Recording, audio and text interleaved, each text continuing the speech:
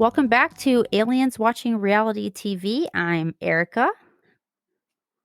And I'm Josh. And we have a special guest. Who are you, guest? Demi. So this is our second guest ever. And we are so excited to have her here. Demi Burnett is would you say, as far as I know, you're the only openly autistic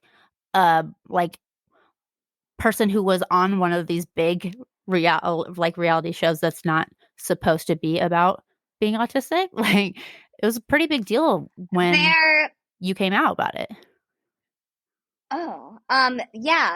There has been a few on Big Brother, I believe. Yeah. Demi was on The Bachelor season 23, and then we became friends on TikTok, and Josh and I had never seen The Bachelor, but we watched her season to get ready for this episode, and boy, oh boy, what a I was just thinking that. I was thinking, boy, oh boy, and then you said it. How funny. I don't know how else to describe The Bachelor. I mean, I had seen episodes of The Bachelor before. I also knew about the fact that The Bachelor Vietnam had a season where one of the women straight up came up and said to another woman in the group that she was actually in love with her and didn't want to be with The Bachelor. That's great. I know. I wish that happened more often. So great. But I was wondering, I was like, and looking around, anyone down? So we were originally just planning to kind of ask Demi more broadly questions about the experience of being an autistic person on reality TV. But now that we watched all these episodes of The Bachelor, we're going to get into The Bachelor and into her season and her experience of it, and be able to kind of compare what we see on screen versus what it was like behind the scenes.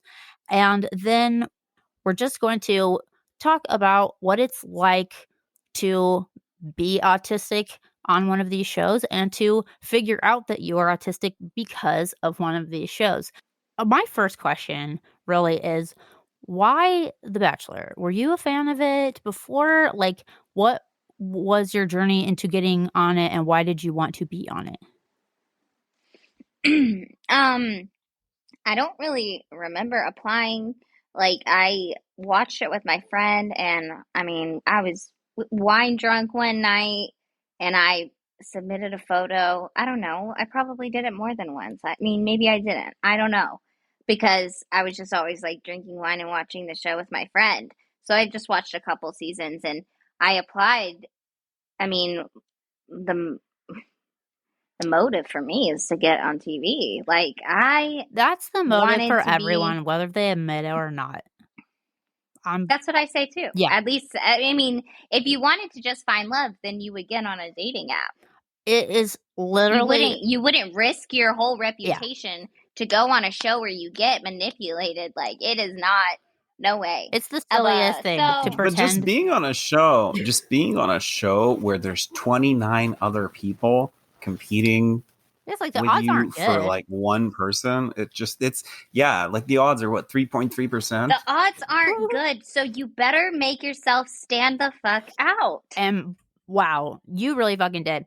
So because we I guess Josh had seen some Bachelor. I'd never seen The Bachelor at all. And I asked Demi, should I watch your season? Or should I not? What makes for a better interview? And she was like, I think you're gonna need to watch it to understand. And that was very true. I was pretty blown away by, first of all, what a giant presence you were in your season.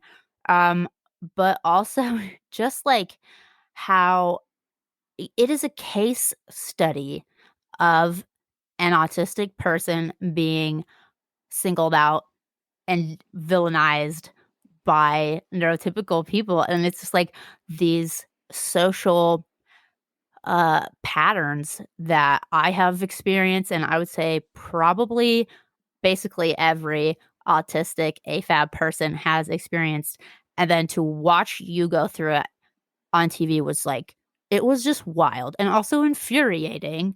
But I'm, like, kind of glad that it has been captured on film, and I'm also amazed at how you handled it. Um, and I Before, definitely Oh, please, Josh. oh, I What was gonna what? say before Demi answers. I mean, for real, this season literally is all about Demi. I mean, Demi kind of runs this season. If you go on Amazon Prime and you search for The Bachelor season 23 and you look through the episodes, 4 of the 6 episodes in which Demi is there, the cover is a picture of Demi, Yeah, she's the and thumbnail. in the and then in the remainder 8, there's only one image of a contestant, and the rest is just either Colton or the presenter. So it's pretty clear. It's very, very obvious that that's how The Bachelor is marketing it. And they should, because, I watched the up to episode 6. And yeah, that's it. Like, the show quite literally revolves around Demi. So You know what I think it is? Like, now that I'm thinking about it, is like, I'm just thinking about the confrontations too. It's like, I, uh, with the alcohol that I was like self-medicating my anxiety with, what it also did was it like made me not sorry for my autistic self. Mhm. Like in moments where I wasn't reading the room properly, or if I like said something that was perceived rude or whatever, I never noticed anyone thought it was rude, and I didn't understand what they meant whenever they brought it up to me, and I was too drunk to be sorry about it. I was just like, no, I wasn't. That was not my intent. So, I did notice that you um, would frequently just call out the fact that you did not understand what was happening, but there was no shame in that. And if anything, it was like, "Yeah, I don't understand this." So, like, I like, that's how it is. but I thinking about it without alcohol, I feel like I would have uh like been immediately like self-reflective. What did I do wrong? Like, oh wait, let me think about what I did. I'm sorry, I didn't know. Instead of that, like, I mean, what? No, like, it makes sense you that know what I'm that's why saying? Like, I alcohol didn't. becomes a big crutch for a lot of people socially. Yeah, it makes you like it took my so much of my anxiety away, and like my fear of existing in the world the way I wanted to. Instead, like I felt like I had to be so small, and I feel like alcohol plus on The Bachelor in production, and how like they loved me, and they like, kind of rewarded my behavior, even though people didn't, like, the girls might have been upset with me. They were like, no, you're doing great, and like Yeah. feeling like validated in my personality and who I was, for like uh I was like one of the first times in my life that, I didn't feel annoying or too much.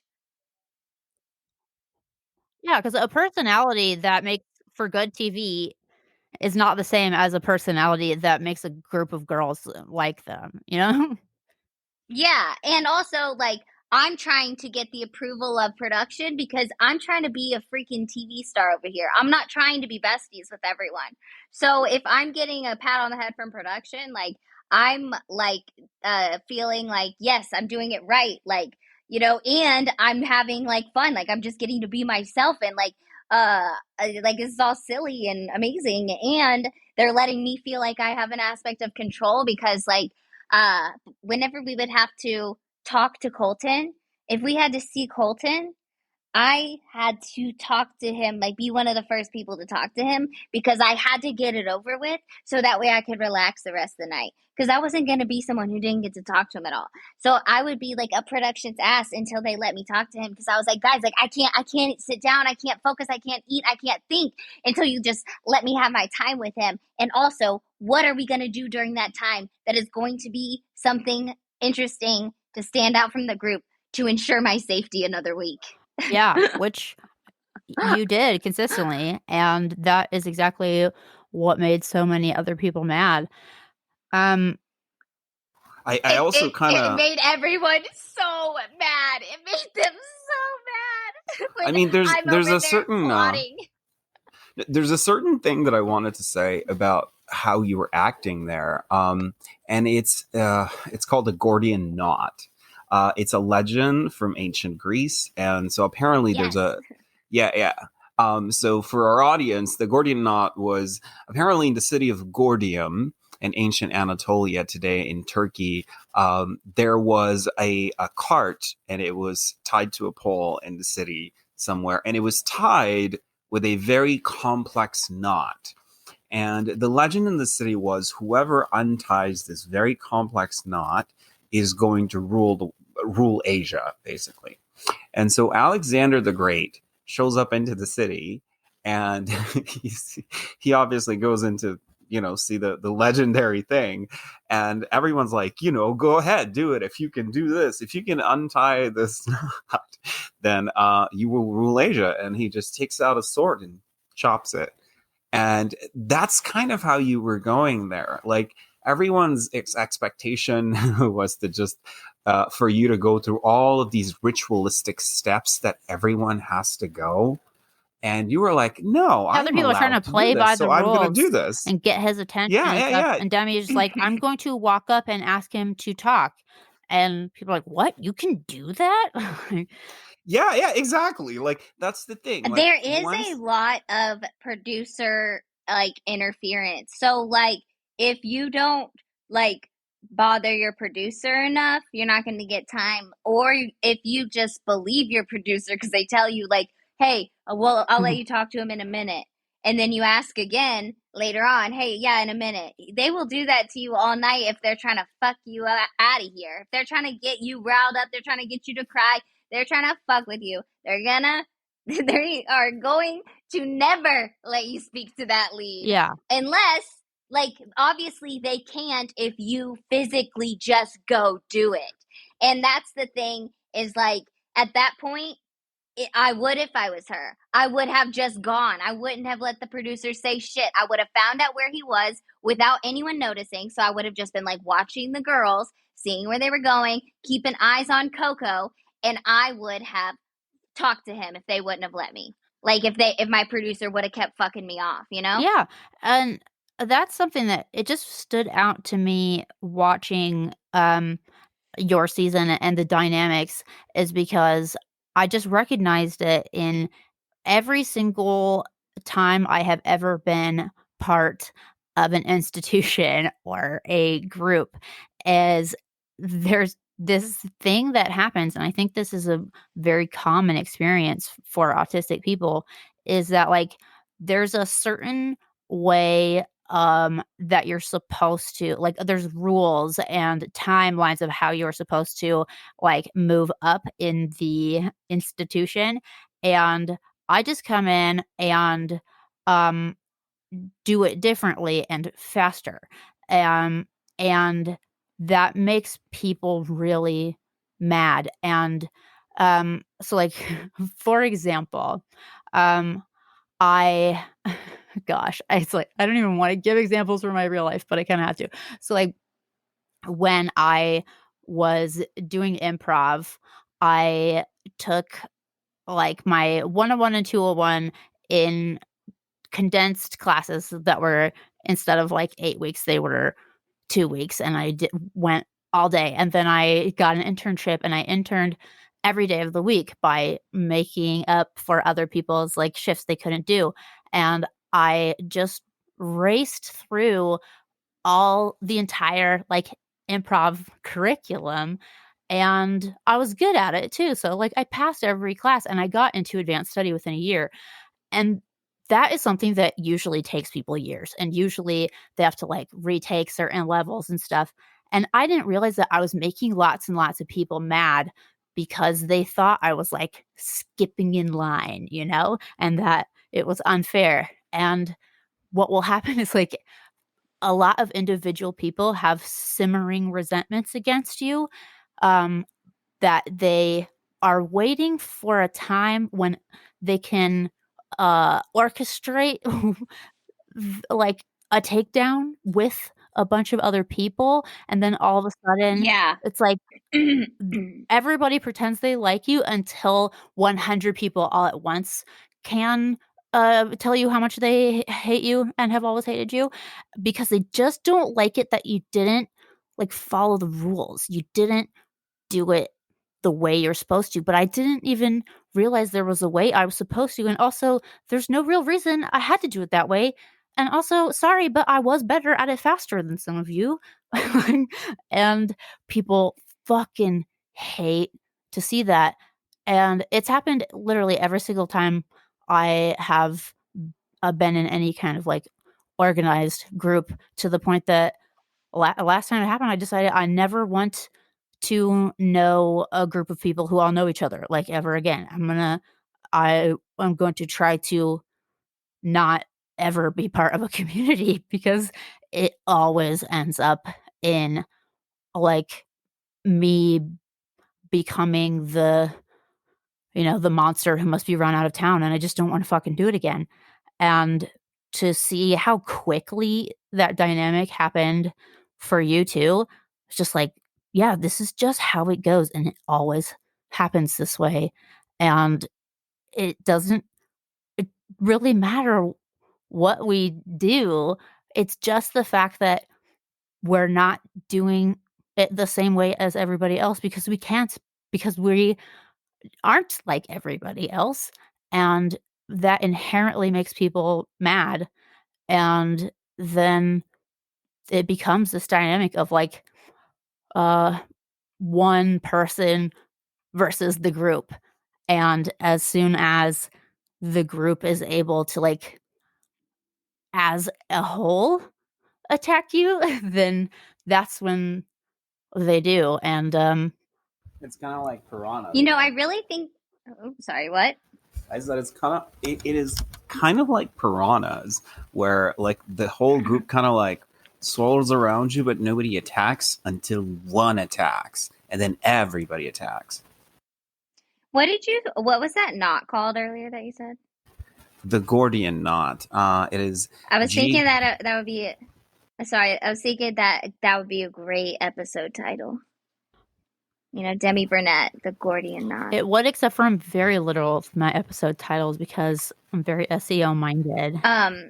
But no worries. But you're right. I just had to I had to just put that into the just get it out of my head, like share that idea with you. Anyway, feel free to trash it and dump it. Now I just started thinking, what are we talking about? what's a saucy the Gordian naughty, or I don't know, like, to like, as a nickname for you. I really love that y'all are on board with this. I really like that you like this, Demi. It really is how I felt throughout the thing. It's exactly what I fucking did. Yeah. It is exactly what happened. And it's because, honestly, I wasn't alone. Like, it wasn't the whole group against me, because once Hannah B joined me, then all I needed was one other person. And because I also had my girl, Catherine. I don't know if y'all saw her, but she was, in the beginning, she was like, I think, my first friend. Then Hannah and I became friends because she was like, "Hey, Demi, I like you." And I was like, "Hey, honestly, let's hang out." I'm like, yes, to toot my own horn, I'm very excited when, like, my intuition turns out to be correct, but it was from the first, like, 10 seconds of Hannah B's first interview. I was like, she has autistic facial expressions and, like, body movement. She looks like one of us. And then to watch just how much she struggled with the, like, social aspects of it, I was like, I think there might be another autistic person on this show, but like, the very different presentation from you, like a much more introverted and like Yeah, but like same autistic communication, just goes to prove it once again. yeah. So and also that she was the other person who had been singled out as a problem for no real reason that anybody could clarify except for just, oh, she's toxic, she's bad. As soon as she was described as having flipped out for no reason, I was just like, yeah, I'm not buying this. This sounds like the kind of thing neurotypicals say when they don't like an autistic girl all of a sudden. Yeah, a lot Or of just times, a lot. even don't understand their behavior, so they decide they just don't like Yeah. it. What, Yeah, Josh? like I was gonna say, a lot of times y'all are being very like nice to people. Like people can't like for neurotypical people, just being mean is part of things. Like when you are competing against someone, being mean about them is just, you competing. Like I know going it's kind of like a maybe like turning your nose up at them or making snarky comments or just like that's all like supposed to be in the sport of the competition. Like I don't yeah, know, it's like like all is fair in love and war, and apparently like all is fair literally just sometimes means all is fair. But all is fair because neurotypicals do have uh, a situational morality. All is fair when I do it, but not when you do it. And so usually what you see on these shows, but also just socially, is when you're mean to somebody, that is fine for whatever justification. But when somebody's mean to you, that's horrifying and they're horrible and they should apologize to you. And that's part of why people will be so bothered by autistic people and why people got really mad at you is that you weren't horrified when people were mad at you. You weren't upset by the idea that they didn't like you. And that really upsets neurotypical people. They expect you uh to be hurt if they don't like you. Like that's part of the like social power that they use. And something that I have realized is if you are like okay with somebody not liking you or disagreeing with you or something, they will frequently see that as like you having no emotions and being a sociopath. Like that. so many people have called me like a narcissist online, and it's like Yeah, it's if they cannot um make you feel bad. That's why. Because if they cannot and emotionally it's like I manipulate just you, like they I think you don't am have not. feelings. It's wild. And I feel like it's like I feel like it's because so maybe because we've experienced so many of for example for me I was on the internet at a very young age and I was viciously bullied on the internet. There was no safeguard Oh, yeah. blocking, nothing. There was only the meanest things you could possibly say to people. And I was a little girl on there and I sounded like a little boy. So, I mean, it was just brutal. And after all of that, like, even through that, nobody's comments ever affected me because I was simply just trying to, like, win a game. And the game was to get their acceptance, to get their social acceptance. So now, as this adult in the Bachelor world who has gained who has mastered social acceptance, I don't need it anymore. I don't care, and I've already heard all the brutal things that could possibly be said to me to get to this point. So if you don't like me, respect. I freaking respect that. Like you can identify that, and we can decide that we don't have to be fake and play nice. Like we can just establish that we don't have to be friends, and that's okay. You don't need their And validation. And that is pretty horrifying to people who do need validation and they want you to be trying to get theirs. I guess that's what it is. I haven't thought of it that way. Like whenever The because I came from a point of needing validation as well, like a lot of it, and I I can imagine that when I was at a point of needing validation, it would probably make me feel uh like about someone who didn't need that anymore, like jealous, I guess, or Yeah, maybe a like bit. I mean, bitter. definitely there is a lot of jealousy. I feel like, sometimes it's hard to believe when people say, "Oh, like, when people are bullying you, it's because 'cause they're jealous."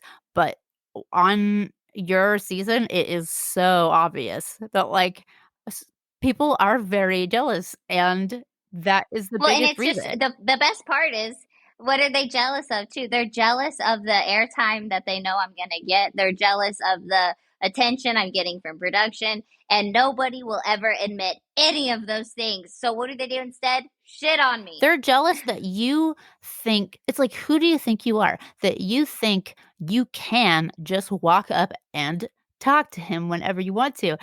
And you try to talk to them, so I'm like, "You can too. You can do this too." And I've had these same conversations with people in different contexts, where I want to talk about the rose. I really, really want to talk it about the rose. is one of the wildest moments. Yeah, please, Josh, take it away. Which part? It's Which yeah, road? like the part where When you you pick up broke the the rose most and you kind of like, sacred, uh, oh my god, social it rule. was. I study religion, and it's like there is a ritual, and everyone is almost like they're on a hallowed ground upon which the rituals of the Bachelor take place. And Yeah. one of the holiest of the objects is the rose. You're not allowed to touch it if you're a contestant until it You is dropped given the to you. spirit stick and spat on it, like It was like desecration of the highest order. I feel like even the fans were like clutched their pearls and the like horror that you held would their touch the heart. We're like, rose when it the hadn't been given to heart. you. You Oh my god. Josh and I Oh were my god. texting And each then other later, just dying over it. yeah. And as you The were best doing part it, about it, the best part about it all is that a producer told me, producer said, Demi, go pick up the I rose. And I said, okay. And I just went over there and did it because I didn't realize, like, Yeah. it was a joke. It was Yeah. obviously a joke. It's not like I was like, I'm claiming this. Like, no, I didn't know it was going to go that Also, way. I it's didn't know they were going to get upset. incredibly So silly thing to get upset about. in the fight they cut out because like when Tracy's confronting me about it, they cut out the part because like I'm like, oh yeah, they told me to pick it up, I'm totally sorry. The thing. Yeah, they told So me in to. our episode So about that's why it was love on over the so quick. spectrum we just posted today, I said I know that a lot of times when people are, like, getting called out and in trouble for, like, things they've said on these shows, I could tell it's a producer told them to say that. Like, but that is never like, people just they don't think about that. They don't realize that and also people really just underestimate how much their perception can be manipulated. People wanna think that they can see the truth of what's going on, but, like, unless you have That worked is on not reality TV or that been is involved in some way, not you can't fathom how deeply manipulative it is and how, like, irrelevant truth is to the production and of let me entertaining I'm TV. sorry, I'm just the worst and I just can't help Oh, we myself interrupt from interrupting constantly, you. and I just expect you Okay. to talk again when I'm done, you know? Sometimes I just Yeah, have to keep I don't going. know. I couldn't stop myself like from just like keep try like I kept trying to, it was like an out of I body know, we're the same. experience. Um um I'm so glad you understand. And we remember what I was gonna fucking say. Did you have to, like, record, like, a video being like, "I'm Demi, and I'm amazing, and I should be on The Bachelor because of all of these reasons." I made a video. It said, "Hi, my name is Demi." I was on trampoline. I said, "Hi, my name is Demi. I'm 23 years old and I'm ready to jump into love." And I did a front flip. But the best part about it is that the audio. This was back before we had the good audio or the good apps to edit. This was in like, I was 22, 23 at the time. So my audio was messed up. So my voice was, "Hi, my name is Demi and I'm ready to jump into love," the whole time. Yeah. Well, that worked. They were like, this is interesting. They were like, here was the thing. I said, you guys have audio people. Someone's got to know how to fix this. We talked on the phone. I mean, honestly, I was imagining like if it was similar to, you know, in Legally Blonde, she makes a video to convince Harvard to let her in, and then as soon as you said it was on a trampoline, I was like, so that is the direction you went, because that's the direction I would go too. I'm so sorry. At one point, don't do that, sir. At one point, I was on a cliff in a lake, or I said, we're in Fiji right now. And then it zoomed out and I was like, just kidding. We're at a Texas lake. Somebody throw me a beer. And then I was like standing on a cliff at one point and my friend was like, Demi, why do you want to be on The Bachelor? And I was like, 'cause I deserve it. I'm like, what? And then I did a video of me talking about, I don't even know what, I was hammered in it. Honestly, it was all slurring. Yeah, I guess so. Let's. I mean, since you brought it up, let's talk about that. The deserve it part, I love the deserve it part because, you know, it's kind of a fun experience. You know, you go to like multiple amazing countries. You enjoy different locations. You're constantly. I mean, also, that's just a reality show star attitude. You know, it's hilarious because like I'm from humble beginnings. Like I'd never had. I was the poorest one there, and I'd never had someone like walking around taking care of me, like doing things for me, like the handlers and the producers would. Where, you know, it was like it was the greatest time of my life and my first time introduced to anything luxury. Like being on set is so cool for that reason. Like they'll just like, there's someone going to get you a water anytime you're thirsty. Like it makes you spoiled really fast. It's great. In Singapore, someone had to go find me a nipple ring. Oh my god! Okay, I want to hear this story. I want to know what happened. I didn't have it fell out. I don't know where it went, and so I had to ask. I was like, I need a nipple ring, and I can't go get it. I would, but y'all aren't gonna let me. So a handler, they sent one to like a tattoo shop, and yeah, they came back, and I was like, wow. Do you have both? Yeah, but not both rings in right now. But yes, I have both pierced. You can take them out and like leave them out for a while. I just do it for a few days and then I switch him. So I take the ring and I just like switch it back and forth every few days. What? That's wild. Mine, I've had them for years. I need a person. I only had to take them out once for an MRI, and then it started like healing up by the time the MRI was over, and I had to go back to my piercer to like have him put them back in, even though I almost passed out when they did the second one, and I swore I'm never doing this again. These have to stay in because I'm never doing this again. But then I did it again. Like I found the second nipple unbelievably painful. They both were. I was so fucked up when I got my nipples pierced. I was so fucked up. And when they pierced my first nipple, zoom, sober. I was like, oh no, I don't even think I want the next one. But I just went ahead and did it anyway. I was already there. But I got a very small nipple ring.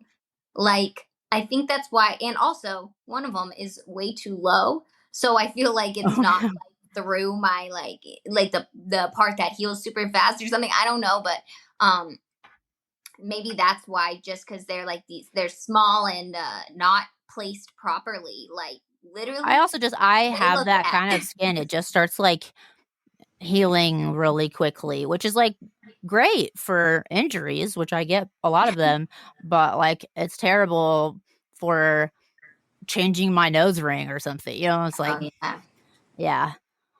I bet if I left it out. I only had a lip ring and I never had a nipple ring. And I will say this, I am terrified of nipple rings. Like, I'm Will just you terrified of will you send somebody's me a nipple picture of ring you getting with a lip ring so I can put it on the Patreon? Because I feel like the oh people gosh. deserve to see this. I Do deserve I to see even it. have I a deserve it. picture of me in a nipple? She Sorry. deserves it. Uh, all the way from 2007. Okay, I'll look for it. I Okay, thank promise. you. It's important to me. Wow. So yeah, I wanted to ask you, Demi, so like you were drinking during the show and then you got sober afterwards, right? Yes. So I drank before the show. I kind of had when I first ever touched alcohol, it started off as a problem. Like I just loved it. Could you tell Loved like, it. this is gonna get out of control or Um I don't know. I think that I always knew like in the back of my head there was so much like shame and worry and anxiety about it affecting my health and about it becoming a problem, especially coming from a family of addiction like my mom's side. My uncle died from heroin overdose, and this is after he already had open heart surgery for another overdose. So like we ain't quitters. I'm just kidding, take that out. I was making that joke in my mind and then you said it out loud. Okay, leave it in. Leave it in. I mean, My that's how I knew. my God. I mean, my aunt That's how died I on knew crack I in her 40s, even though she spent most of her adult life in prison for it. But every time she get out, she'd be like, I don't know. I think the thing I like the most is crack, you know? She loved it. my mom's brother died of a heroin overdose, and like every year on his death anniversary she would do drugs, and I was like, Mom, I don't think that's a good way to celebrate. And then what happened, she went to prison because she failed a drug test and had to go back to prison for it, so she celebrates differently now. Good for her. I have actually, on occasion, dedicated a certain substance to my aunt. Like, this one's for you. I feel like she'd like it, Not crack. I've never done crack. I feel like that. We need to establish Not that. not to crack shame, because No crack shame. I don't there have is no I'm such go- thing I as am hard going drugs. to I'm Drugs going are to just drugs. I'm going to remind the listeners that I am from Afghanistan. So like when talks about drugs is happening, I'm just like, "Oh wow." Y'all are, because most of the drugs, not most, but like the almost 40% of the drugs that enter the world market, the hard drugs, come from Afghanistan because it's where all the poppy fields are. So are you like, you fools that fell for the drug market? I mean, the problem, not fools that fell for the drug market, but rather, I mean, the people who grow it don't really see the money. The money is made by the people higher up. So, I mean, Well, then the American government will come in and destroy all the poppy fields and be like, we stopped heroin. And then they'll just have to replant, and then the American consumers will buy it anyway. Like, we ain't quitters. yeah. Also, America does not care about any other country. Or, I mean, it doesn't care about our well-being either. That's a very good point. I have a question. So while we're talking on the subject of alcohol, so while you're on set and you're just sitting there and you need a drink, is there somebody just standing there to get you a drink if you need it, or do you have to if I don't have a drink, if I didn't have a drink on set, I was in the process of, like, we got 2 drinks an hour, and I was constantly keeping mental tabs of when my drinks were, what drinks I had. They also kept tabs so I could look at it as well.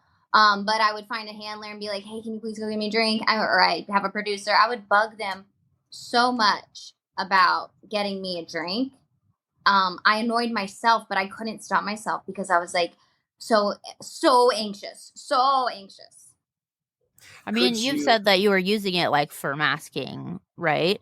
Like, yeah, because it made me, alcohol gave me the liberty to exist the way I am. It made me not sorry, like, when people are criticizing autistic behavior, ADHD behavior and stuff.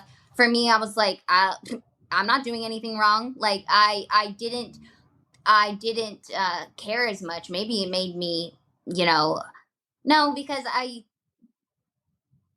I mean, no, honestly, it was cool to see somebody unapologetic about their autistic behavior, which, like, you just almost never see that, like, especially represented publicly.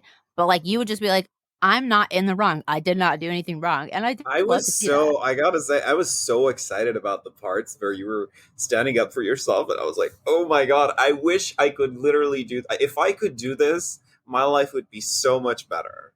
Like, you're super fan. Oh my god, thank you so much. I think that what helps me now to get back into that state of being, or what can help, is that I like need a person to reassure me. Like, I need a reality checker, maybe even a few, just to be like, hey, because there have been times where on alcohol I was in the wrong, or I didn't care, or maybe wasn't listening, seeing the situation. I mean, who knows? But like, I definitely think that like humans, we all think that we're doing the right thing in the moment. So like, when people are confronting me, like, they're in their reality, they've really got this figured out to where they think that like I did something. And you know what though? No, I need the alcohol again because it's not even about me. Because I gotta that's why I didn't care, because like I was like, no, this isn't even about me. Like, no, like whatever. Whereas now I'm like, okay, let me hear you out. Like, no, fuck that. I got a little too soft again. But I think it wasn't about you, because it was kind of wild to watch this, like, just recreation of every single time, like, there is a group with an autistic person and neurotypicals. It's just like, that's the dynamic that plays out. And so people were just like getting mad at you for the same reason people always get mad at autistic people for. Like, there was nothing that you were going to be able to do about that. So like, yeah, it wasn't. A lot of it. They were acting like the group was acting like the rules, the quote unquote rules, were unbreakable. Like, if anybody broke them, they'd be immediately kicked out, or should be kicked out. And you just didn't see any rules. Like, it's that Gordian knot thing. Like, exactly, because I knew that was the way to success. I knew that was the way to longevity. But so all the other people, like everyone else, has been taught very strictly that you never break any kind of rules. It doesn't matter if it's rules on a reality show called The Bachelor. That the rules are different on reality. Yeah. They just don't know how to stand out on the show, even though they want to. And so they're just jealous that you are. They want to be able to do that. They make a critical mistake of thinking that their beauty is going to be enough. But I'm like, this is the cream of the crop that you're bringing in. You got to forget that girl being like, I'm just going to sit here patiently and hopefully I'll get to talk to him later. And I was like, that's a ridiculous strategy. Yeah, you're bad at this. There are like over a dozen other people. There are over a dozen other people here. Hopefully doesn't cut it. Like, that just isn't something that works. And everyone is hot.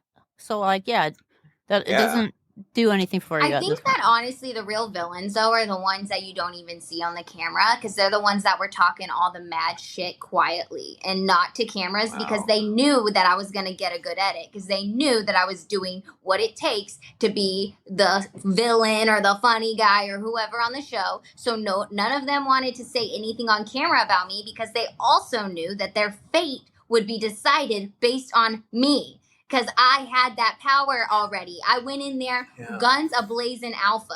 And I was the first one in. And that right there is the only reason I got to get away with this. Because everyone else walked into my house after that. And because I was so scared of somebody out-alphaing me, because then I wouldn't have control. And in my way of having control was being the villain and the funny guy or whatever. Being this, like, my control was I needed 10 minutes to stand out a night, and that was it. And then I'm leaving everyone, like, I'm going to go give you guys some good television by getting the girls to talk or something. Like, I love the part where you went and got burgers at one point, right? Yes. Can you tell us about that? Yeah. I love that. Well, I mean, honestly, our producers pulled us aside and they were like, Demi, where's water at? And I said, the hotel. And they said, you want to go there? And I said, mm-hmm. And so they let us go back to the hotel. They set me up for a lot of stuff, but a lot of it too was like, we worked together on it. So we'd like build off of each other.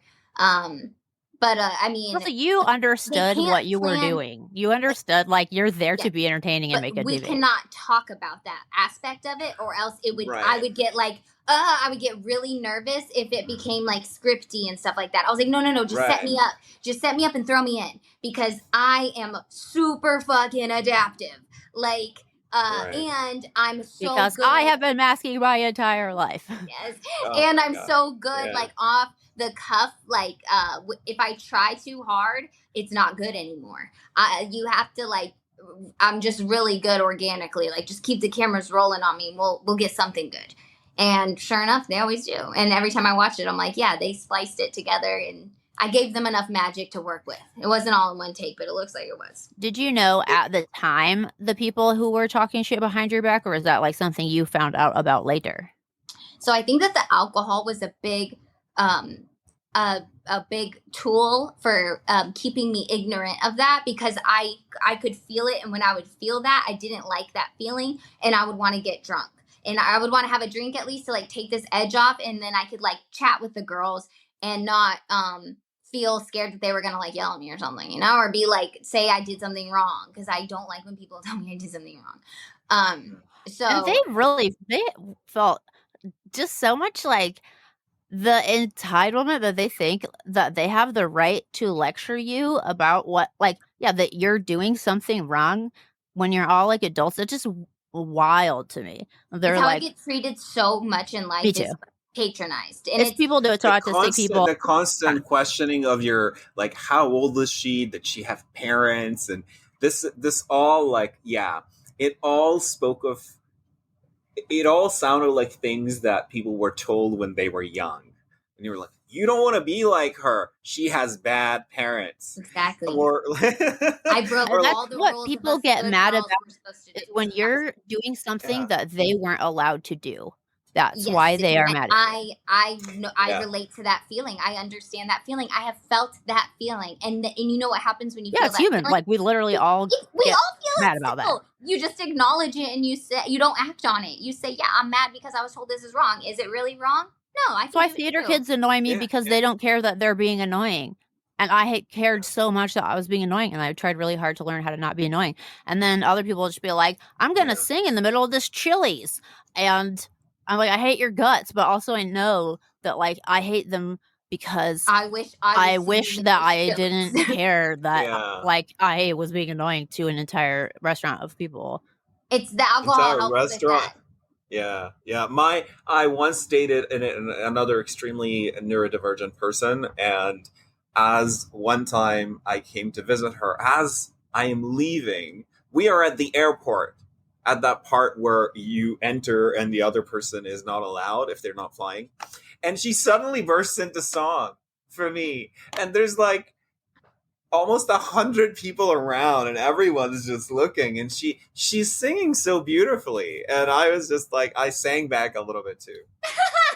Yeah, but she started it. It's like, that is one of the most amazing things, and I like admire that so much. But in the moment, I would get the ick for that person, and I hate that about me. Like, it would give me the ick for a second, and then I would think about it later, and I would be like, that was actually really badass. Society has conditioned me to get the ick from people who are bursting out into song at the airport, because they said that's lame. Yeah. But it's honestly epic.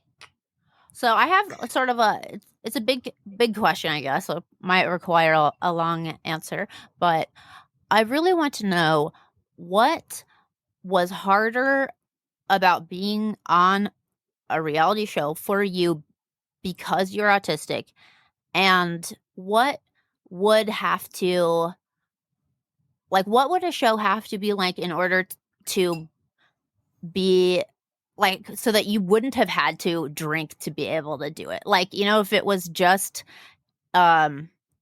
accommodating of autistic people as well, you know, it's like, what would have needed to be different for you to not like have to have that coping mechanism?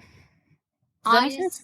Yeah, absolutely. Honestly, I believe that the best way for like PDA autism to regulate is with another nervous system that can signal constant signals of safety.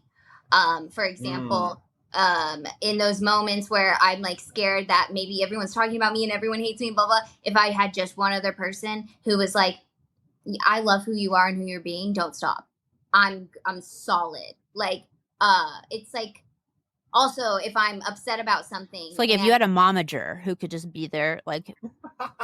Yeah, but honestly, sometimes it's like if it's a momager, but they're like a cool friend too, like, you know, like it's a Kris Jenner and you're Kim Kardashian.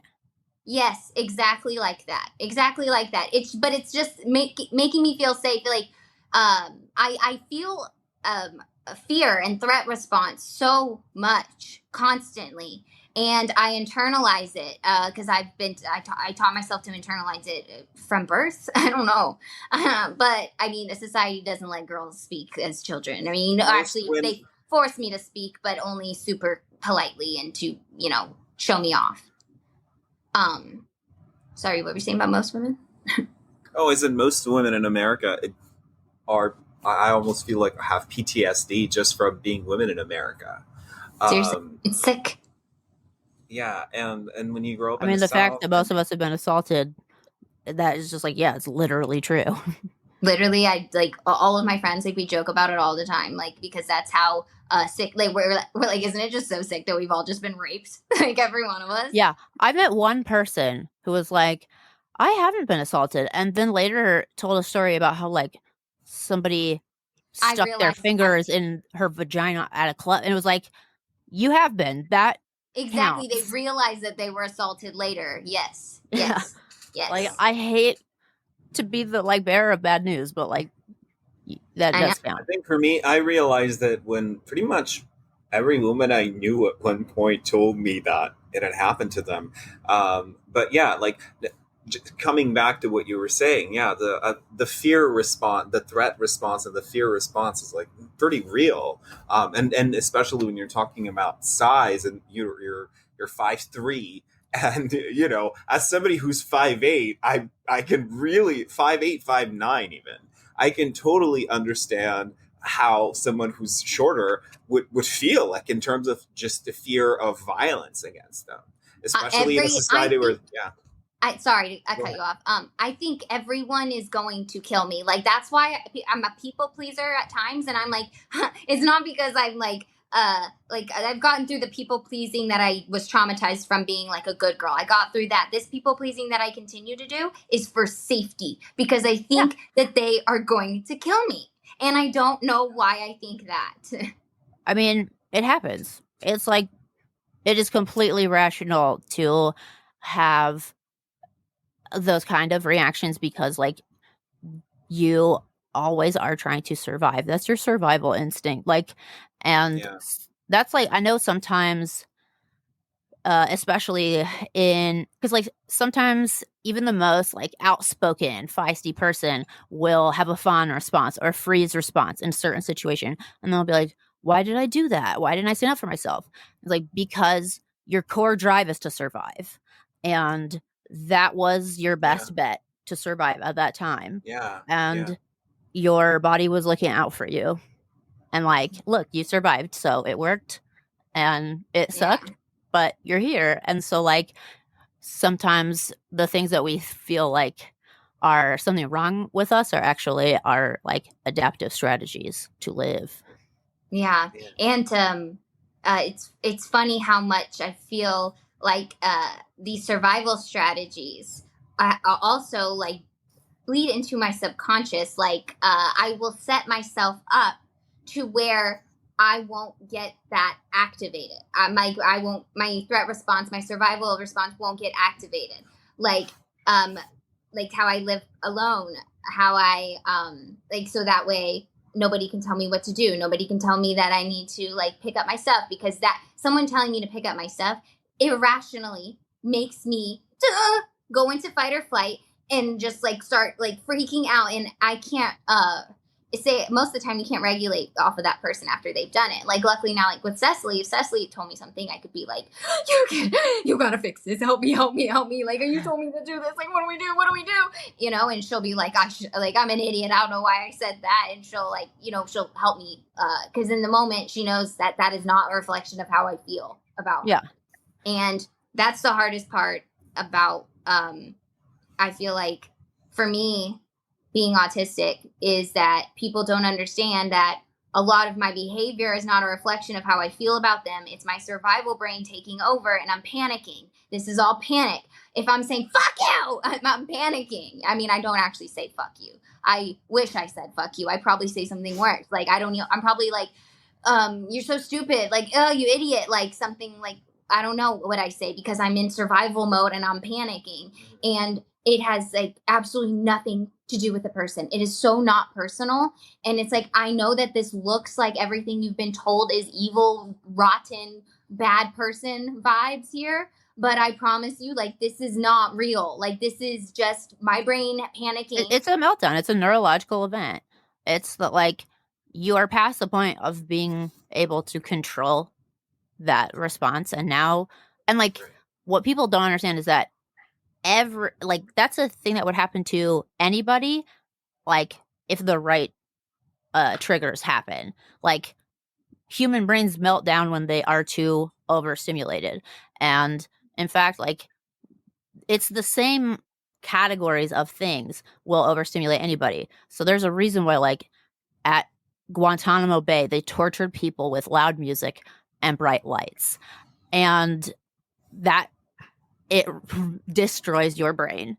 And then, like, when autistic people have meltdowns from loud noises and bright lights, people don't understand it because those noises aren't loud enough to make that effect on them, and the lights aren't bright enough that they would melt down.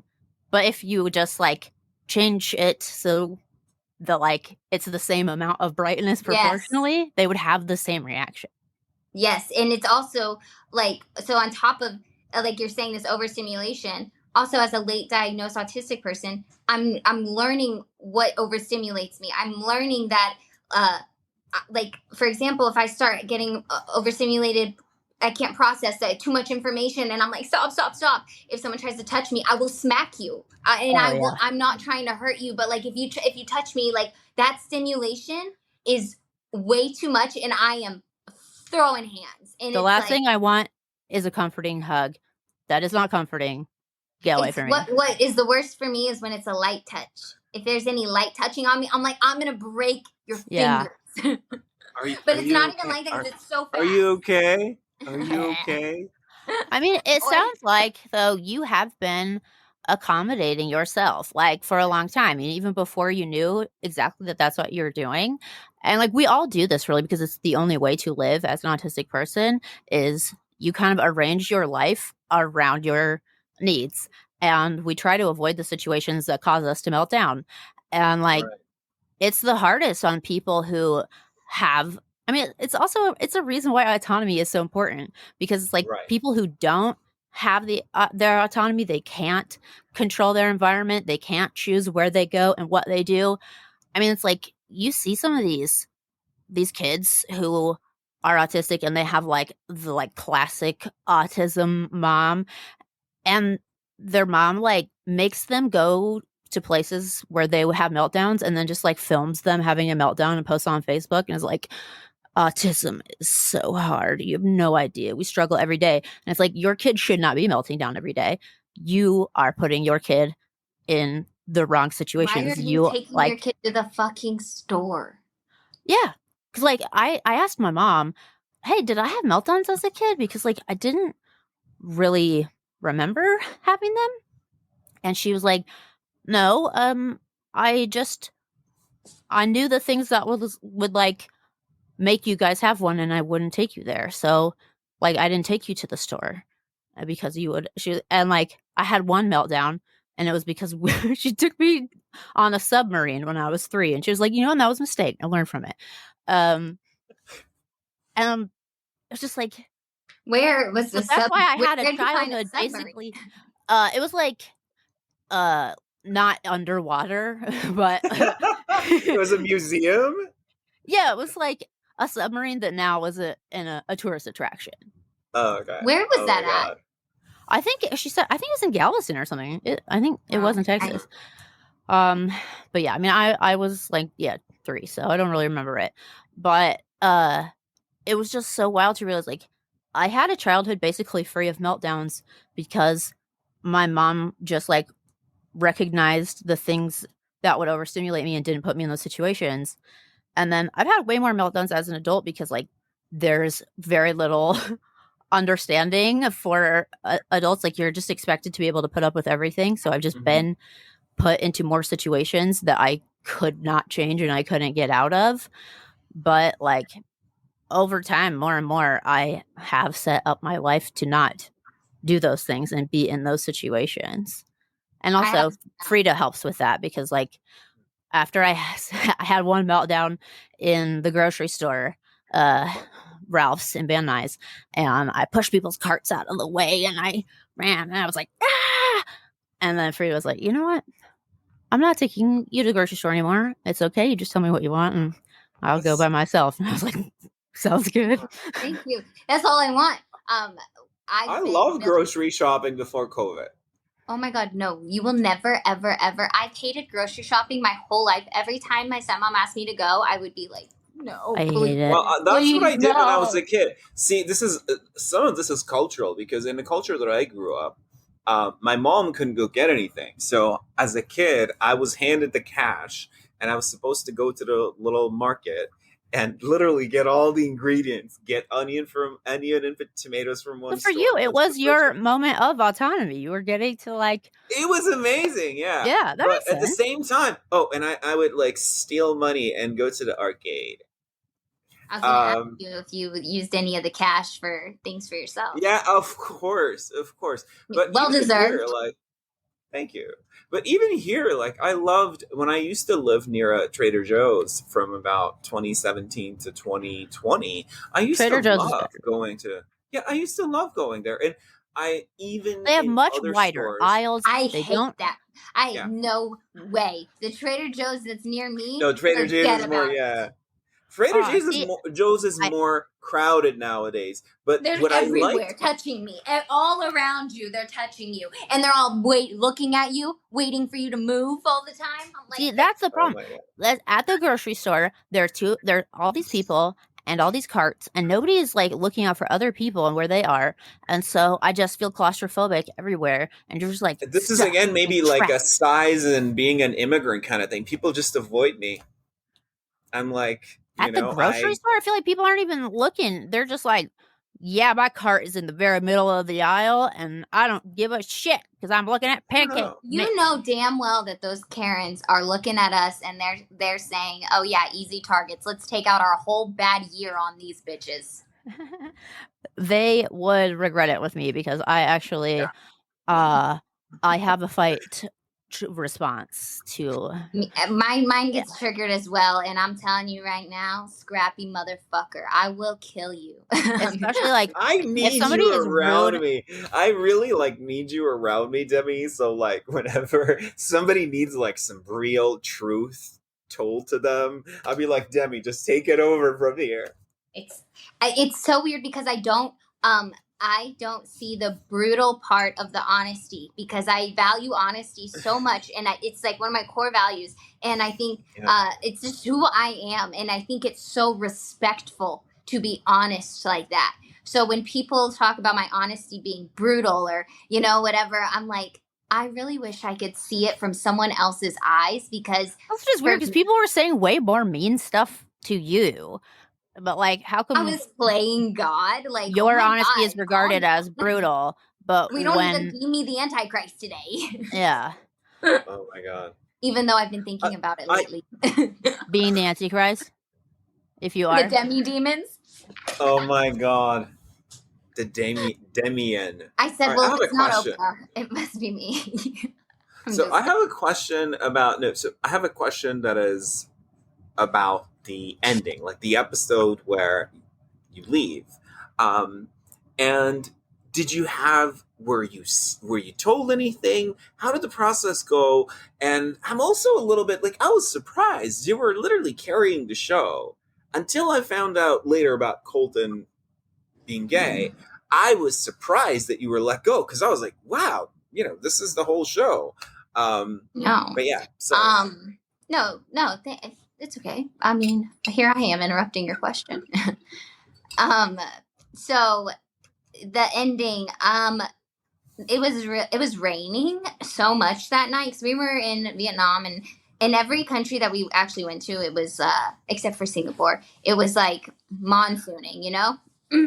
That's why you love Singapore. I mean, maybe I also love Singapore because I won the group date, so I just great vibes, great night. And when we went around Singapore, so we would have dark days. So like after we filmed for 3 days, then we had a dark day, no filming. We just got to experience the city.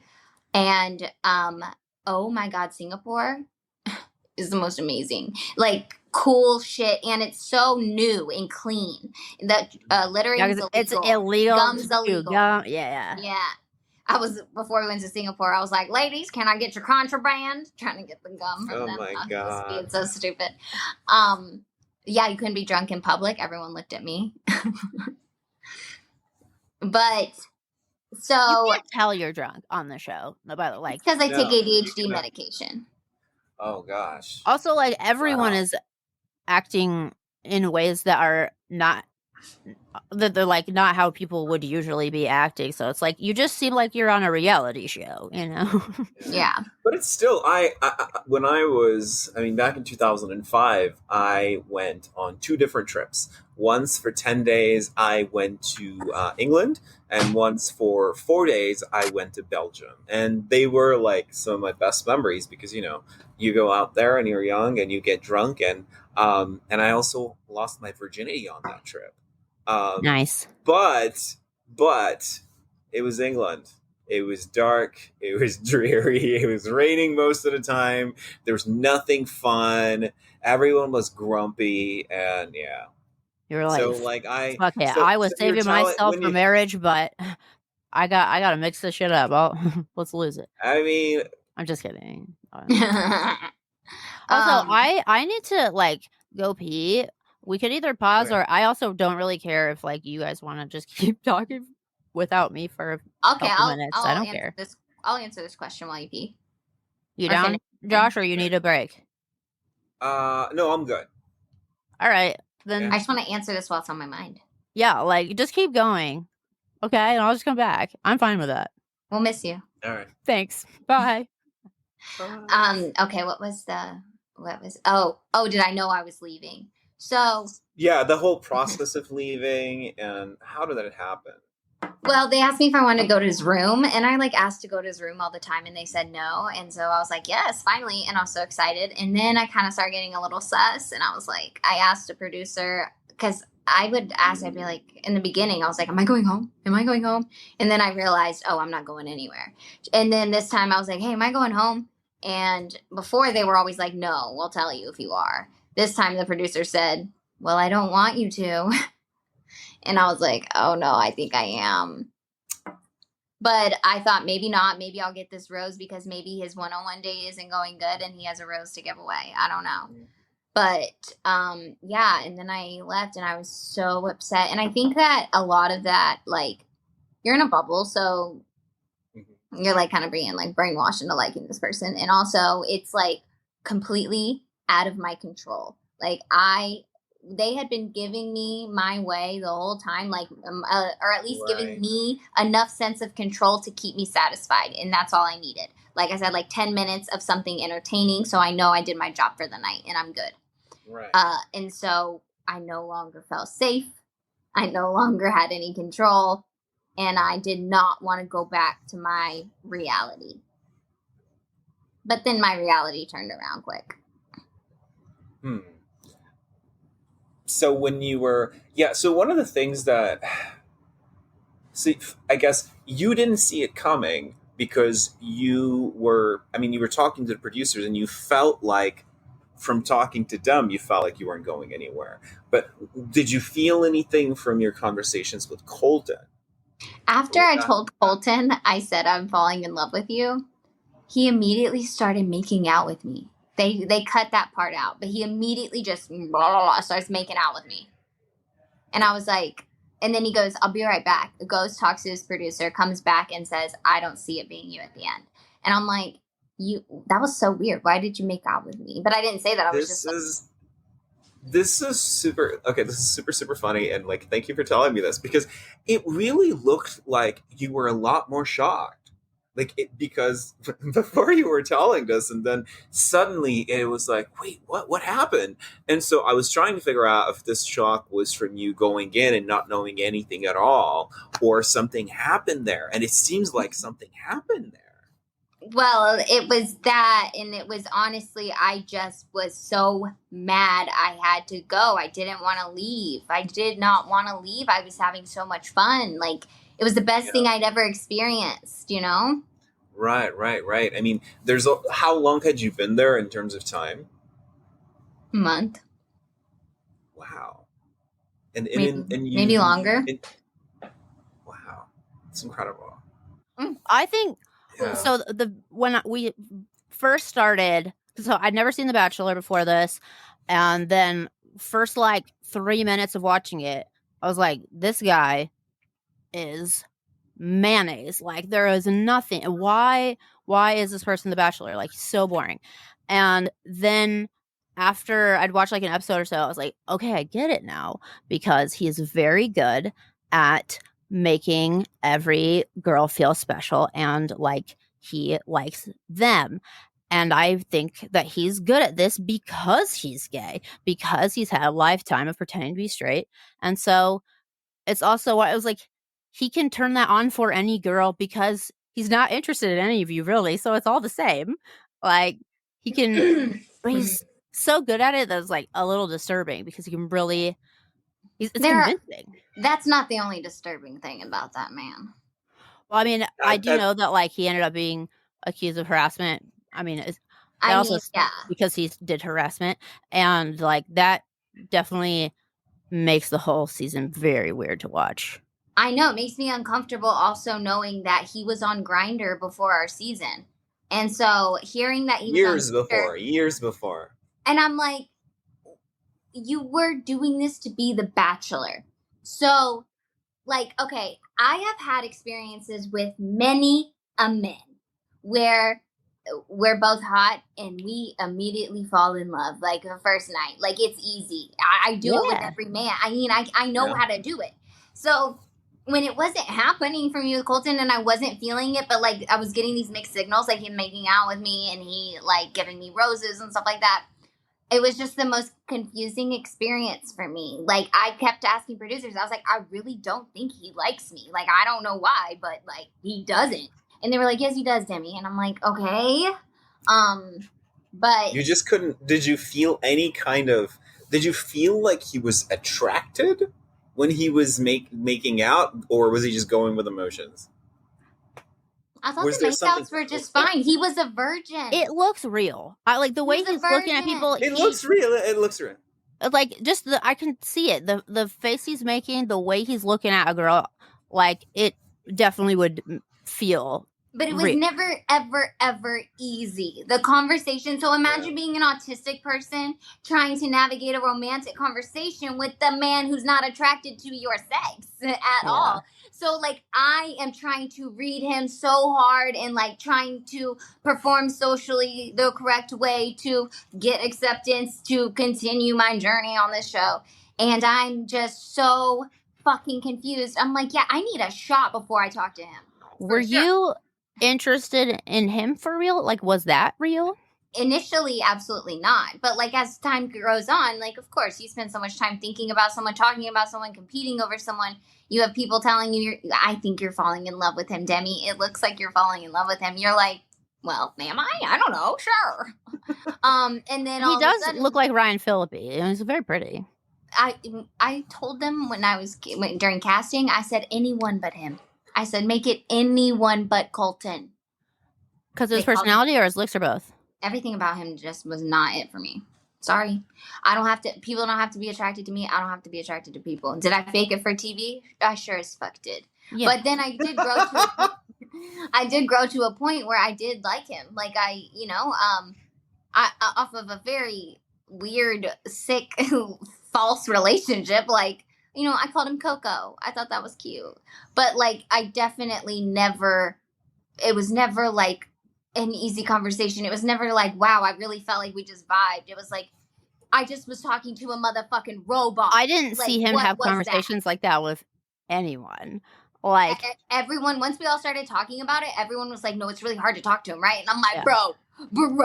But I Yeah. didn't want them to know that, so I would just be like, I'm listening. I want to hear. But they were giving away, like, you know, too much. They'd be like, yeah, I was on his dick and it never got hard. And I'm like, well, maybe he's a virgin. He just doesn't know. Like, maybe he's scared, you know? Like, I was out here coming up with excuses for him because you know, I think it's never official, would have thought though. he was gay. If you're not saving yourself because you're super Christian, you're a virgin, like, for vague reasons, it's gay. It's gay. Guys, I'm naive and I have a terrible gaydar. And, like, I just never would have guessed. Sandor, you have to stop. Oh, I did have a question. So I did, like, cackle every time that you would use the term cougar attacks, although it's also quite problematic because I am opposed to ageism, but, like, they were being bitches, and so it was funny. Like, and also I'm just biased towards you, so it's like I'm gonna let her get away with things That's how that I wouldn't let other. Yeah, absolutely. But I am curious now that you are, like, closer to 30 and you're not 23 anymore. How do you, like, feel about that aspect of it now and, like, your own commentary on age in the show? As you become when more you cougar yourself. when you're on the show, you are trained and taught to and you will keep redoing it until you do it, to answer the question with the question in the sentence. Demi, how do you feel about the cougar attacks? So that they cougar attacks do not get to me at all. Is water off my back. It was never me. Like, whatever. I don't feel any differently than I felt at 23. I actually feel even younger. So, like, it was I don't mean all that. my friends were 30 years old. Like, I, like, watched that episode with a group of 50-year-old women. Like, I'm like, it's hilarious because it's just, I'm not ageist at all. And a lot of people now are like, she's creeping up on 30. And I'm like, yeah, I'm so excited to be 30, flirty, and thriving. Like, it's not a thing for me, you guys. Y'all think not you. They all want it to be a thing, the people who were so offended by that. And I'm like, it was funny. At the wrong one. Like, it was funny. And also, they called themselves the Cougars. They came up with that. I didn't come up with that. They came up with that. Okay. They all lived in the same room, and they called it the Cougar Den. I didn't come up with that. Oh, yeah. Wow. That is, I love the fact that they did that. Yeah. I wish that we knew about it while we were watching the show, that there was a cougar den. But because also, like, I know that producers do that where they're like, talk about this using this phrase, you know? And then people will sometimes get in trouble for saying something that I'm like, a producer definitely, like, made them say that. Like, everyone's so mad at Paul for talking about how he couldn't see Micah as a mother. They're acting like he just out of nowhere brought that up for no reason. Like, a producer was asking him about it for sure. Yeah. But then you can't, even though I know that happens, I can't tell necessarily always when it's happening. So it's like, yeah, I didn't know that a producer came up with that phrase for you, but it makes perfect sense. It's all made up. The whole show. It's not made up, but it's all, like, heavily. They're trying to do something. Like, it's all honestly, it's why the producers are in they are the show. And, like, personally, I'm sorry because also I'm sure, like, we will get Bachelor fans listening to this episode, and thanks so much for being here. Love ya. I didn't like The Bachelor. Like, I will not be watching it again because it's too fake for me. Like, the thing I liked about Love is Blind is that, like, people were acting like real, and obviously not always, but, like, people were exposing things about themselves because there's, like, an opposite on most reality shows. There is an incentive to cause drama, and then on Love is Blind there's an incentive to, like, because you're literally going to marry someone, there's an incentive to, like, be a healthy person and also try and actually have somebody get to know you. And, like, and that doesn't necessarily go well, but that's also why it's fascinating. But, like, yeah, The Bachelor is just, like there's not much to learn from this, really, because it's just like not real. It's not real. No, and it's tired. It's the same exact formula. We switch. Thanks so much, Bachelor fans. We're here. Thank you. I really, Listen, really they're love tired of all it of too. you. They're Yeah? tired of it They are. too. I They heard want they are change making. too. I heard they're making a Bachelor for like older people, so like an actual cougar attacks and daddy sort of dynamic. Okay, I have Maybe one boomers. final question, and then I know we should let you All go right. because Demi has a bedtime. What do you think about being autistic was like part of like your success on the show? What do you think is good about being autistic on a reality show? What do you think, like, how do you think that helps you be good at it? I think that I regulate a lot with like role playing and fantasy. So kind of having like my role on a reality show, you know, there's a few different roles for people on reality shows typically, for ones that have been around a while at least. Like Love is Blind, there's kind of like the Paul and Micah, the Cole and Zenab, like that role, the Shane and Natalie, the like is the guy toxic or is the girl like the one, you know? So like that's an example of a role. An example of a role is like a villain for me or like the funny one. So having my role and also it being so fun and also it being celebrated. So a side of me, which is like my I got to throw a turkey leg on freaking set. Like that was pure autistic joy. When I got to do that, like that was, and then when I threw that turkey leg, and then this is when the autistic joy kicked in, when the whole crowd behind me was going, turkey leg girl, turkey leg girl. It was my first time in my life. I was like, I'm a star. You are a star. You're a star. If you get called turkey leg girl in like high school, like it has a completely different effect. Literally, You were a so something. You were a something at that moment. Yeah. Yes. That's And amazing. all the girls were just so jealous. I knew they were seething. They were like, "Oh no, I could have been a doing something turkey good." leg girl. I didn't get a chance. Yes, they were all like, we were all hating on her behavior, and now look, it's being rewarded. Like they were all like, Jimmy's doing a turkey leg on the stage. Yeah, do a turkey leg no on the shit. stage. You're on a reality show. That's autistic joy right there again, all over again for it. And it's because getting celebrated for doing something that completely breaks the rules. Like it was a show, you know, like because you're finally being celebrated for being interesting. Yes, and for the things that I've been told to stop doing, like to stop being dramatic. I communicate with fear. Like I'm just dramatic. Like I don't even like to call it that because it's like I just feel things that way, and I'm trying to express to you like what it feels like inside of me, and it just feels really intense.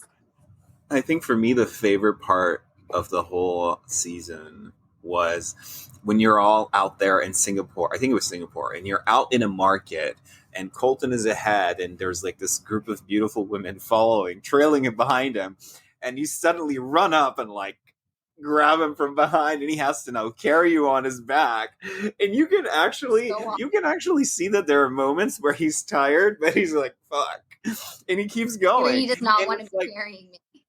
I liked where you put leeches on you, and you were like, "I have the sweetest blood." Yeah, I love that part. Yeah, there was, So when you did that, it actually flipped the script because it was supposed to be him, you know, walking around, and there's a bunch of women trying to get his attention, and now instead he has to carry you, kind of like you're the princess. And yeah, it was beautiful.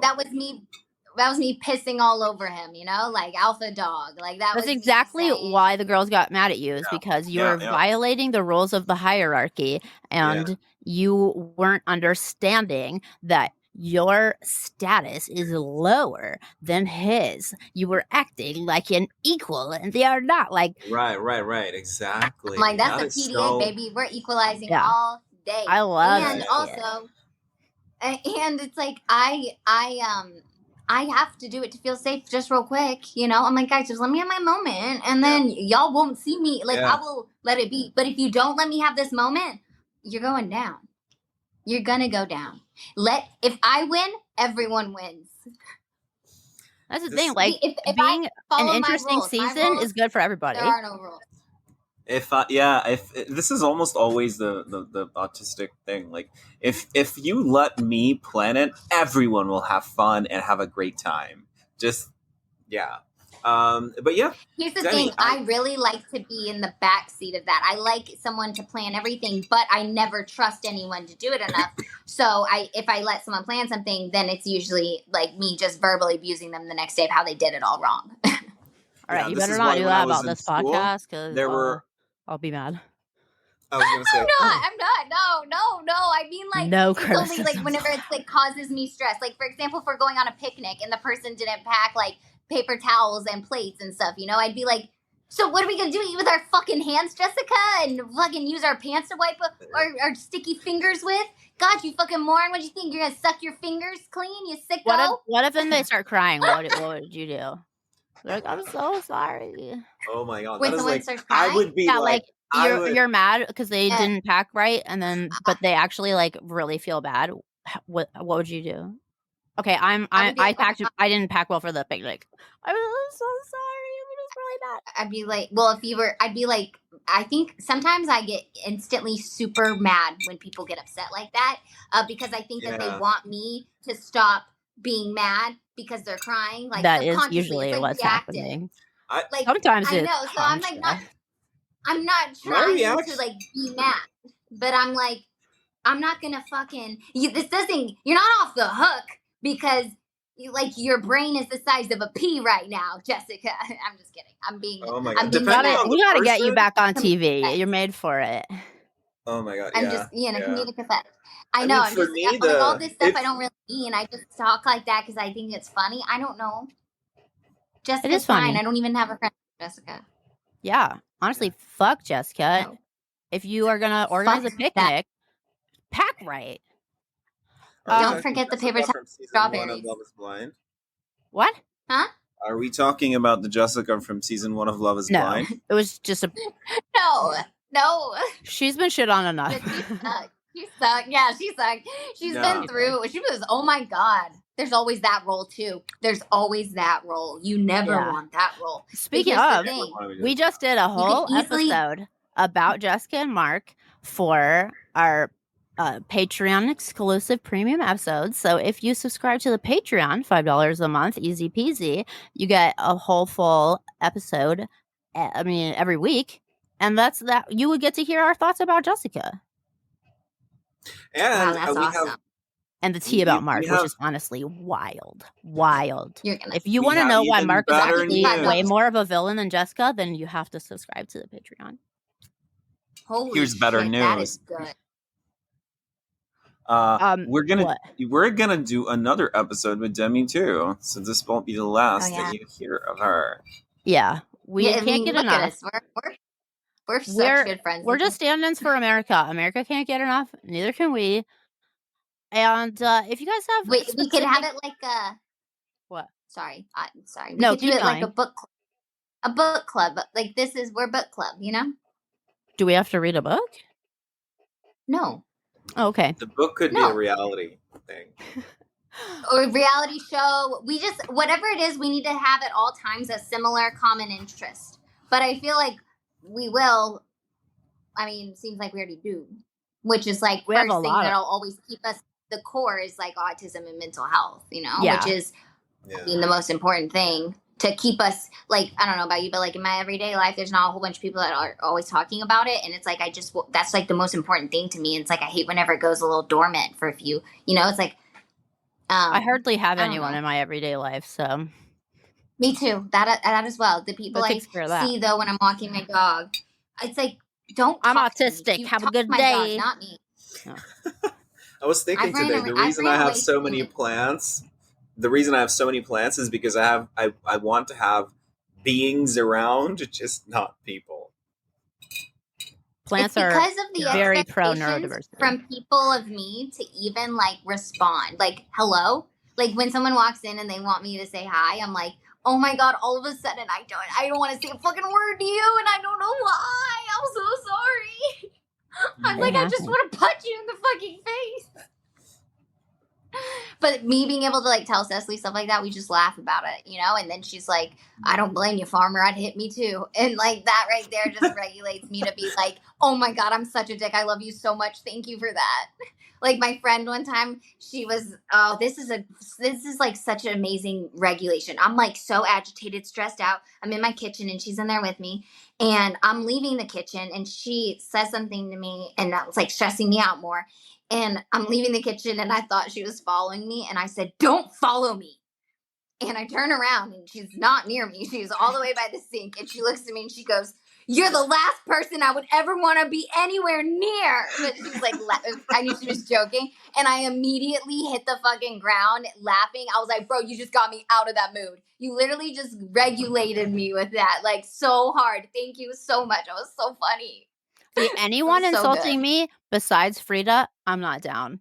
Even if it's a joke, I'm not down. Frida, every now and then, will come up with the most perfect joke it is so cutting. I know it is true. It is a ridiculous thing about me. She has found the exact perfect way to make fun of me for it. And I'm delighted. Like, when Frida makes fun of me, it's my favorite thing in the world. And anyone else tries it, you'll never talk to me again. Wow. You can laugh when Frida makes a joke. Like, I hate it about myself. I'm like, so like, yeah, well, like, don't say that, you know? Like, I really am a fun sucker whenever I'm the butt of the joke at times because I'm like, it's not under my control anymore. And also, like, you're usually joking about something that's not even funny because it's not true. It's a misunderstanding. Yes. Or it's like, you're just saying something rude about me. Yeah. It's like, it's not who every I am. now like, and that's then, not funny. If somebody really gets me, then they can make a joke about me that I will find funny. But it is just so rare that I would say to people, don't try because you're not going to be good at it because people are not good at interpreting me and they don't understand me. And so your joke won't be funny and it won't be true.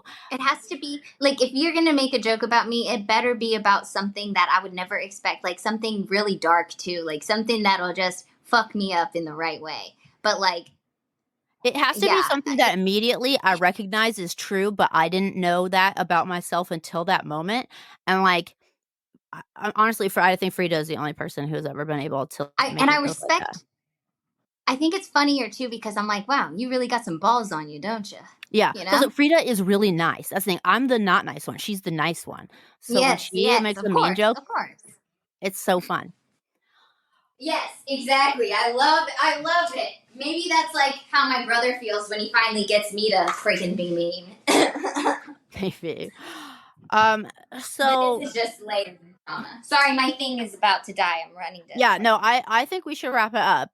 But I just wanted to say, if people have specific questions for Demi, you can email us at alienswatchingrealitytv@gmail.com, and we will ask her your question, and it'll be a blast. Yeah, totally. So, Demi, also, where can people find you on the internet besides watching your old Bachelor episodes? You can find me on Instagram, Demi_not_Lovato. On TikTok, it's Demlia, Demlia. What's like a comment that somebody will give you that you would enjoy, like a compliment that you actually like, or a joke that you find fun? Like, what's something that somebody could comment that to get on your good side? I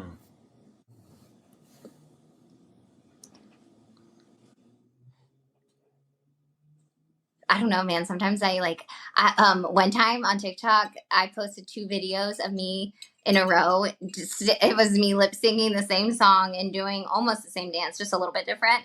But I don't know why I posted them both. I just did. And this girl commented and she said, I love that we kept the choreography the same. And I thought it was so funny. I was like, the fucking piss out of me. So basically, don't comment unless you're like really funny. Can people tell you, all right, here's a question. Can people tell you that you have really nice eyebrows? Yeah. Yeah. All right. I love hearing like specific comments. I don't like, here's the thing. So you like specific comments. It goes in one ear out the other. Yeah, in one ear out the other. Been hearing I'm pretty since I came out the womb, okay? Like, you know. But it's all I appreciate the gesture of it. But if someone's gonna comment something specific, I'm like, you're paying attention to me. And that right there is it makes you feel seen. Like, I know whenever I notice things about people, like, I'm seeing them. So it's like, wow, you're seeing me. And that's a funny, weird, cool experience to think about.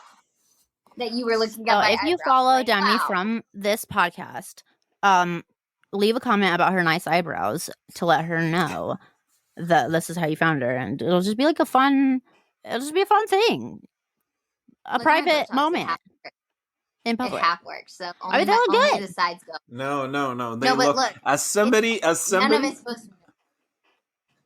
Like my Botox, none of my eyebrows are supposed to move, but it only worked in the middle. It didn't work on the sides. So right now, only these parts of my eyebrows go. Isn't that hilarious? Only the outsides. That is wild. I'm glad you pointed it out because I don't think I would have noticed. Also, for the first time, I got Botox on the sides of my eyes so they don't like have wrinkles on the outsides anymore. But they're still on the insides, as you can see. Wow. Botox is magic, guys. See that. Magic. I've never That gotten said, it. But... your bangs make you look so different. With the bangs, you kind of let's see, you kind of remind me of Jamie Presley. Josh, you should try some bangs. Oh, she's hot. Look like right now? Huh?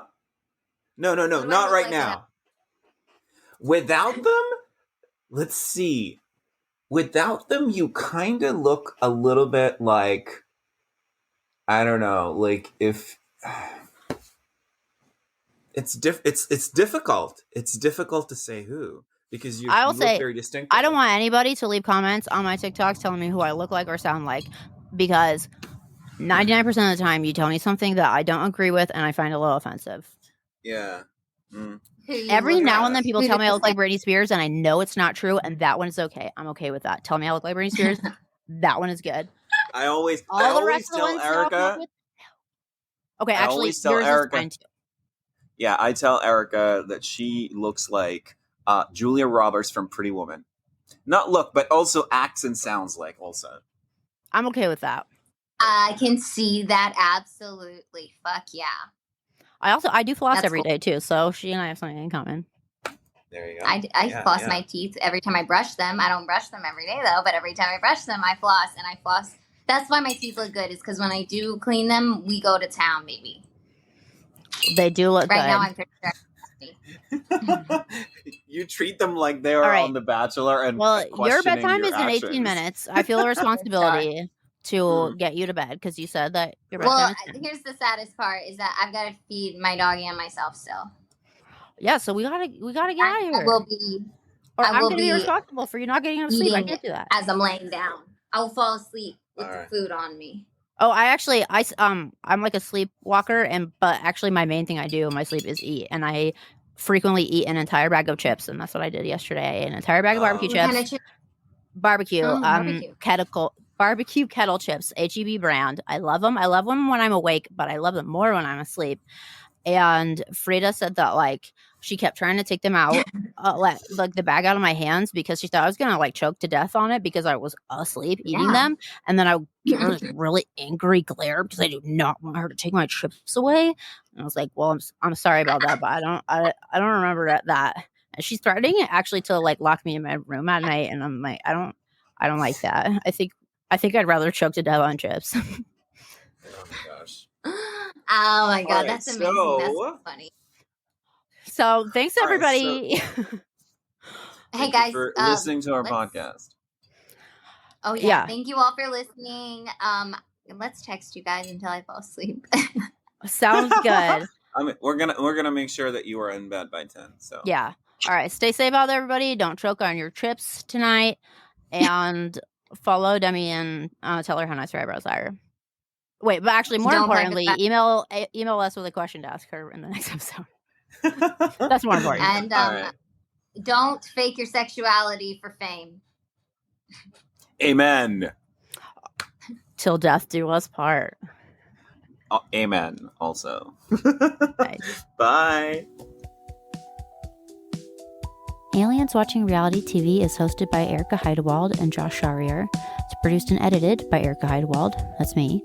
And our theme song is Just World by Erika Heidewald, which is also me. Available for streaming on iTunes and Spotify. For $5 a month, you can subscribe to our Patreon and get an extra full-length episode of the podcast every week. Right now, we're covering Love is Blind Season 1. We'd love to hear from you. Our social media links are in the episode notes, or you can write to us at alienswatchingrealitytv@gmail.com. Thank you for listening, and as always, until death do us part. Amen. Welcome to the world. Let me tell you what I've learned about